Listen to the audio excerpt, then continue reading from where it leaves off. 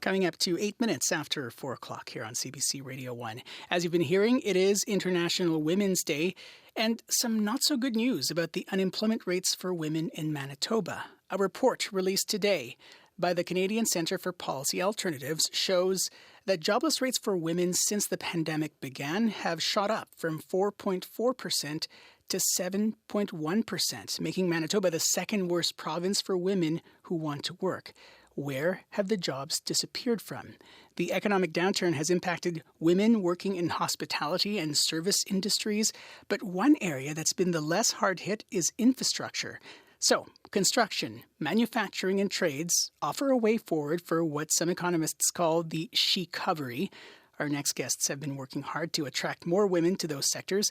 Nicole Chabot is the owner of Chabot Enterprises Limited, a heavy construction company. Hello. Good afternoon. And Colleen Munro is president of Munro Group, also a heavy construction company. Thanks for joining us, Colleen.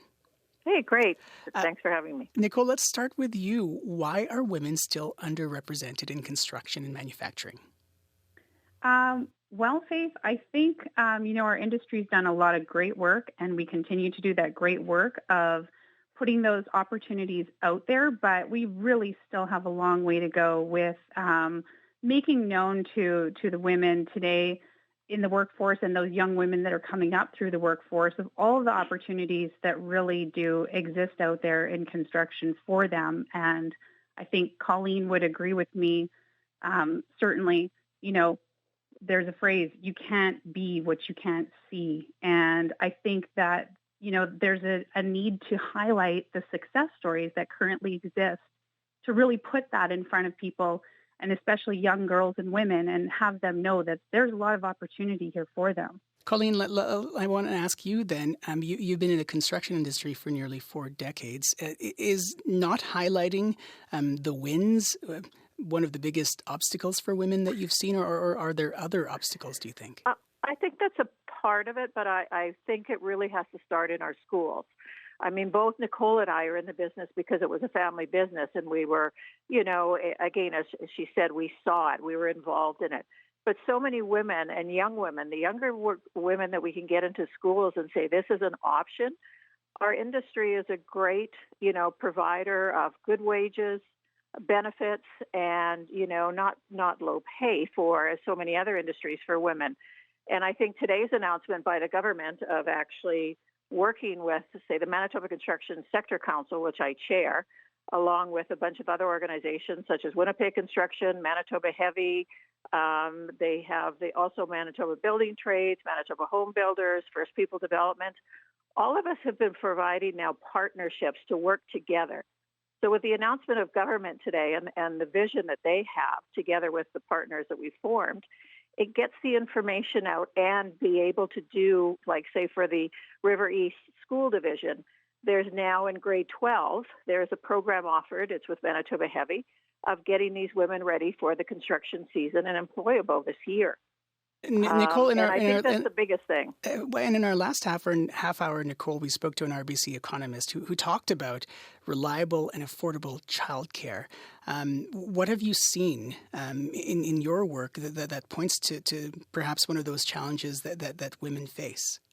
Yeah, I do recognize, there's been a ton of work now going into attracting people to the sector, and especially young girls and women to our workforce. There's been tremendous uptake from, progressive employers who are making that space for women to enter into the construction field and have them be supported and be part of the team.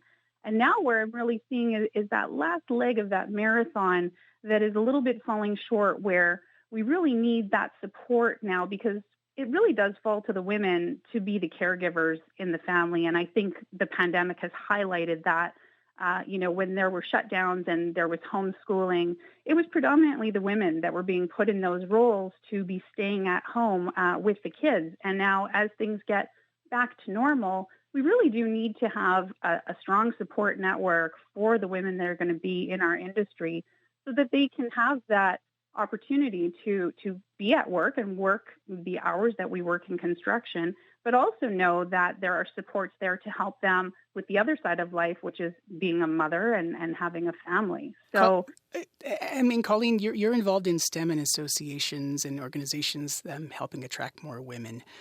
From what you've seen, what programs or which programs do you think are the most effective, and do any of them include the reliable and affordable childcare?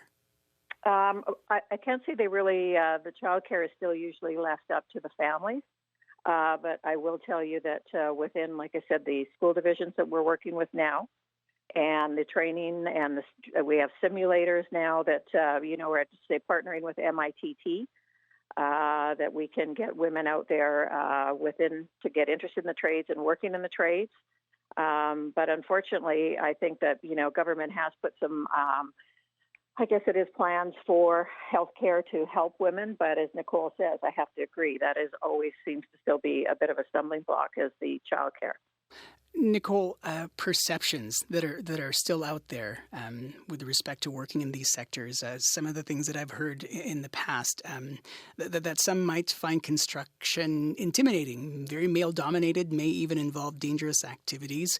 What perceptions are still out there when it comes to working in those sectors, Nicole? It's funny. I was part of a panel that discussed that pretty recently in 2020. And it's interesting to see the perceptions that are out there, that it's long hours and there's not a lot of rewards. And I mean, it's not true.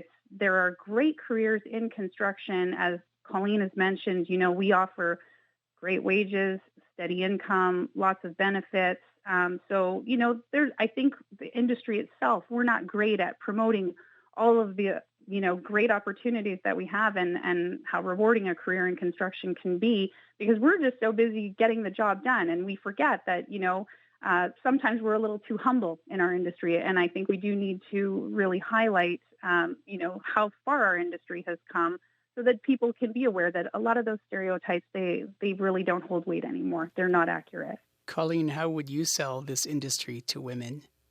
I would say for women that are sort of worried about, the rough and tough, I think a lot of cultures have changed now. We all are providing respectful workplaces. We provide, a lot of safety programs within the companies and inside education. So that also, I think, maybe will demystify of, being worried or scared or unsafe. So I think that there's been many, many changes in the last few years within our industry. And like I said, we are really needing to attract women because I think there's only maybe 3% within the construction industry. And I think over the next few years, our industry needs over 8,000 people. So we want women. Like I said, I'm always a proponent of women. I think they're, my own opinion is they handle equipment, they're safer. There's just a lot of characteristics that we should want women within our industry. Nicole, as we think about a potential recovery, and you look at your history there and the changes as well, what would you say is something that you love about the profession as you sort of look ahead? Well, I love to see this evolution in our industry, and growing up in it and seeing how it's progressed. There's so much opportunity for people that are passionate about the industry. There's so much growth and innovation going on right now, and I think that that's really exciting for us. And I think that it's a great opportunity for anyone who's interested in a career in construction to get in now. But certainly, of course, are young women out there that are interested. Nicole, appreciate the time. Thanks very much. Thank you. And Colleen, I'm sure we'll be talking again. Take good care. Thank you so much. Bye now. Nicole Chabot is the owner of Chabot Enterprises Limited, a heavy construction company. Colleen Munro, president of Hugh Munro Group, also a heavy construction company. If you missed that interview with the Canadian Centre for Policy Alternatives, you can hear it on our CBC Listen app or look up Information Radio with Marcy Marcusa this morning. You can also read more on our website, cbc.ca/Manitoba.